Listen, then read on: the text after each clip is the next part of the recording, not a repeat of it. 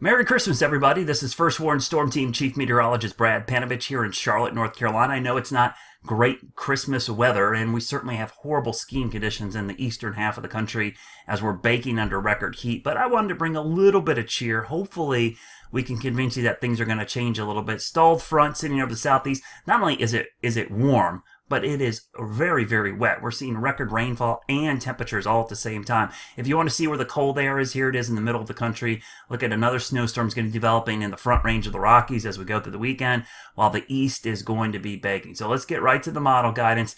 Here's a look at the radar, future radar and temperatures as we go out into the weekend. And again, through Sunday, 0 chance of snow and 0 chance of snowmaking. But next week, we start to see some possible changes developing as you see some colder air trying to spill in across areas of the southeast. This looks like a little bit of a wedge setting up early next week, so we might see some ice or some snow, but at least we're starting to see some winter-like patterns show up here in the southeast. You can see this big storm that's going to bring a blizzard to parts of Texas moves to the northeast. Not an ideal storm track for us, but maybe it's going to help kickstart a pattern change, which I do think will happen late next week, because here's you are Thursday into Friday. Two things you notice: we've got cold air and northwest flow snow coming off the Great Lakes. This is a pretty good pattern for snow on the northwest facing slopes and some snowmaking conditions. And that cold air looks like it's going to stick around into the first of the year, with maybe another shot of snow coming in sometime next weekend. So there's actually legitimate signs of maybe a little bit of a pattern change. I wouldn't call it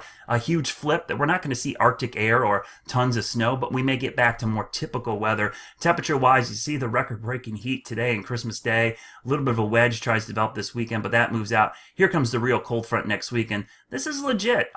All the models are really hinting at this. Even the ensemble guidance, which is our average of many models, shows really cold air compared to what we've seen recently, and some snow moving in for the first of the year. So this is a pretty decent pattern. And another thing that I like that's kind of promising is the Arctic oscillation. Two things you look at for the Arctic oscillation and the NAO, which are two parameters I look at pretty carefully. You can see whenever they go negative, that's when you tend to get some cooler air on the eastern part of the country, the East Coast, and occasionally you get some snow with that. But it's definitely a sign of cooler air. And you can see around the first of the year, all indications are the NAO and the Arctic oscillation are going to take a little bit of a dip, which is definitely a good sign as we go into the first of the year. So let me go back and repeat this, because as bad as this weekend's going to be, I think that first weekend in the new year in January might be decent, because it looks like we got the combination of both cold air, northwest flow snow going into next Friday.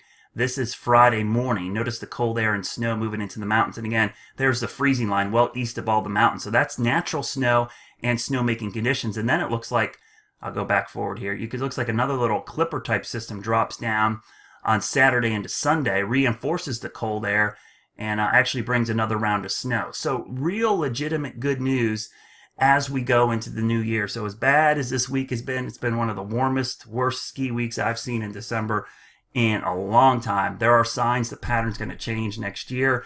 Not that I'm going to see an Arctic outbreak. Like I said, El Nino years, you typically don't get a lot of cold air, but you get a lot of ups and downs. The best we can hope for is just getting back to an average pattern in January, February, March.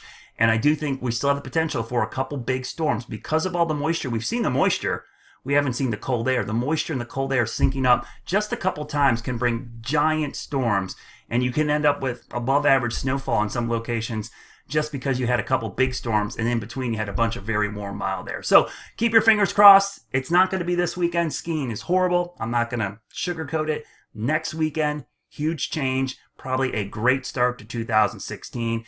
If I don't see you before then, have a Merry Christmas. And again, think snow. If you didn't ask for snow from Santa, shame on you. Next week we'll have some snow on our way.